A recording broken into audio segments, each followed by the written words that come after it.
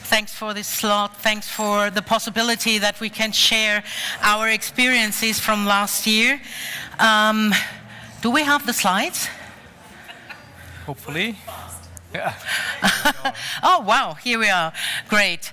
Okay, so we would like to share our case study, which we did last year together with B&B Hotels, and we did it in the context of a very big project, which we did 1 year, financed by the German Federal Economic Ministry, and it was called Move for Female Transformation. We did a lot of activities within the tourism industry for women, but also for men, to highlight a little bit the awareness. And can you go ahead? I don't know if, ich habe einen Klicker. Okay. I do the click. Thank you. Okay. So second one. Yeah, okay, thank you. Sorry, we just arrived. We will get it.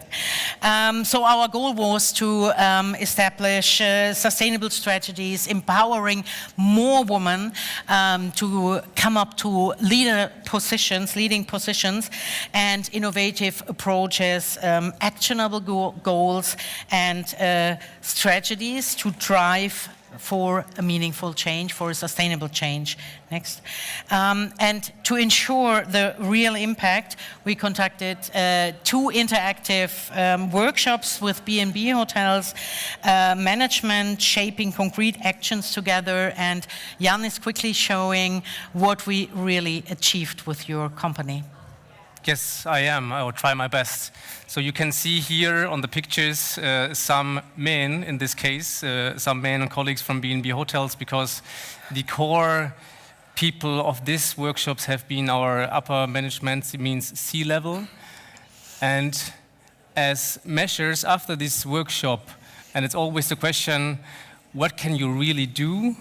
We said we've got 3 pillars to say we can change and move on in this topic of how to bring an impact to as a company on B&B Hotels to improve this diversity goal we have, to improve this topic of female leadership. So the first one is, and that's quite simple to say if you really realize how can you improve it and what it brings to you as company, is the inclusive language. So now you could say, come on, inclusive language is such an old one, but I can tell you it's a huge one. So if you really make it to a topic in the company and start with, in German, dem Du, and go for the first names and not the surnames, if you realize in the management, okay, bring down these shiny walls, you can change really something.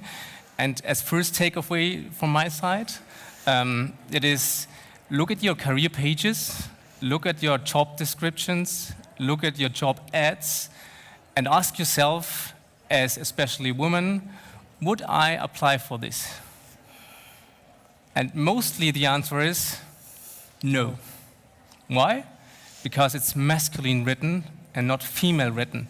And it's such an easy step to take as company if you challenge this one. So this has been the first one. The second one has been, okay, we are private equity as B&B Hotel. Goldman Sachs is our main investor, and it's always about KPIs, performance, and how can we challenge things. And we did ask ourselves, what steps can we do to implement a kind of, hey, if you look for this, then you may get an incentive. Does mean for men and for women in the management, if you take care about this topic, you can get an incentive.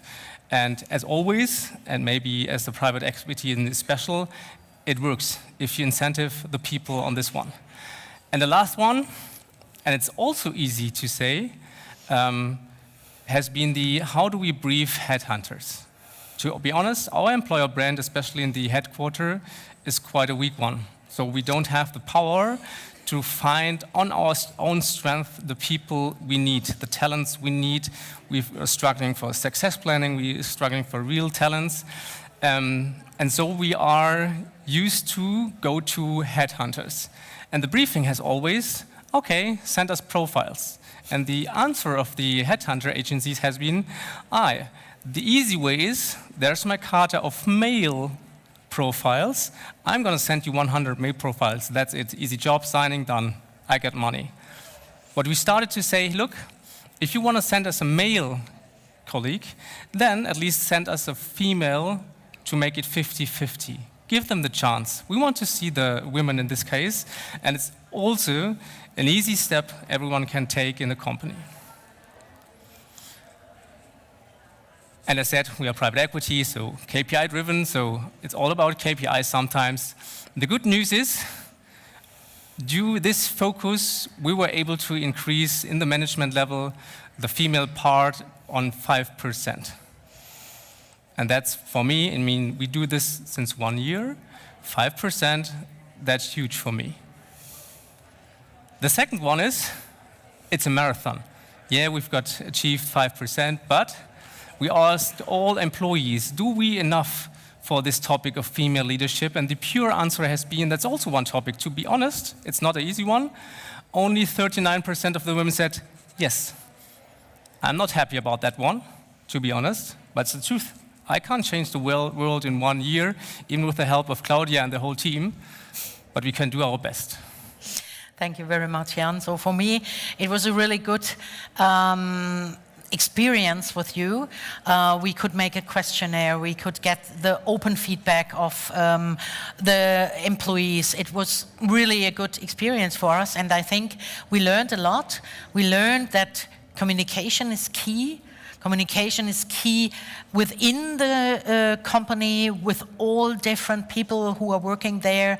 We try to inform everybody that we are in this case study for 1 year, but in the end, still in September, October, when we made our questionnaire, we realized that not everybody was on the track that we are doing this case study. But in the end, I think communication is really very important, and it's also important to outside. So we communicated a lot via LinkedIn about our experiences and about what we learned in the different workshops. And we saw that a lot of people reacted on that and that it was a big topic. Diversity needs structural support is the second thing. And I think this is really clear if we look at your case. So, for example, for me, it was a very big learning, the headhunter story, yeah, to say, okay, the headhunter has an easy job when he just sends something out and then 20, 30 male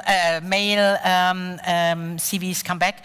And you told me that you are still searching for a high position, a woman, and that it is very, very complicated to find a woman in a high position because sometimes it's also a family thing. Yeah, that the women go for more care work than the man. So I think it's completely, it's a whole structural thing. And in the end, it needs time. We need all a lot of patience to look at this, to get more awareness for this with men, like in your case, the 10 men at the sea level. And I think if we have more patience for us all, and we get the supports to work together, then it will be, let's say, in 30, 50 years, so our granddaughters maybe can have, or our granddaughters can have more leading positions. But I'm hopeful. Thank you very much. So we are here, and I have 3 persons of my wonderful team here, and and we created, in the time of our project, a very sustainable thing to support women, young women, older women, however. It's called Workbook, and it's a book with which you can work on your career, on your mindset, whatever. And we give it out for free.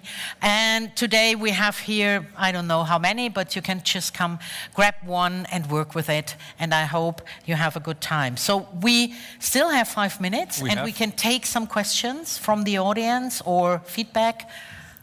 Indeed. Let's see. Has anybody got questions? Then just don't be too shy. We're a small little group of friends here. There's a lady here in the front. I don't know if we have a mic for her, but if we don't, would you mind standing up? And if people can't hear you, I will at least do your question. Okay, great.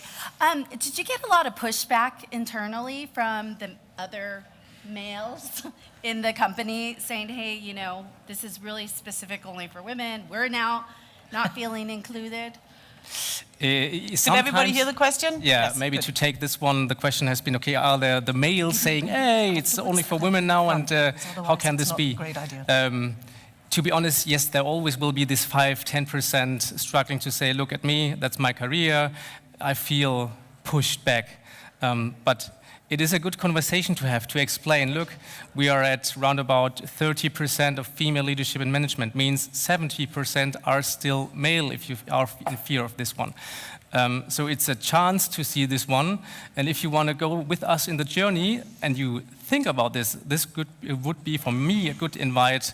But yeah, there are these 5% saying, hey, what are you doing there? Yeah. Fantastic. From me, because I love this presentation and I love the initiative, and great to have you back on stage with us. It's a first for you, I think, so very nice to have you with us as well. Were there any concerns when you had to go and present this initiative? And how did you overcome that, and how did you do it anyway? So lucky me, it's not my first keynote or panel or whatever, so the concerns haven't been on myself, but the concerns have been on, okay, this topic here standing as obviously men, talking about how can you solve the diversity and female topic. So it's like, okay, am I the real one? So this has been my concern, but to overwhelm this, I did ask myself, and especially also you, we had the conversation about, okay, I did stick to this for the last more than 1 year, so who else than me would be the one sharing these insights and trying to build this kind of bridge? Fantastic. And it was also that we talked about bringing a woman from the company and talking with us, but we knew we have a very tight slide, so we thought, okay, he supports the topic very much. And we also had this first workshop with all the men of the C-levels, and they were all very supportive. So they want to have this workforce because they know diverse teams are much better. Well, no one gender can shift the needle anyway, so I think this was a beautiful example of a fantastic partnership and where diversity is in place. Thank you for coming today and presenting this, and I know you and your colleagues will have the books to hand out as people either leave today, but don't leave just yet maybe, because we do have another panel coming. So we give these guys a fantastic big round of applause. Thank you. Thank you very much. Thank you.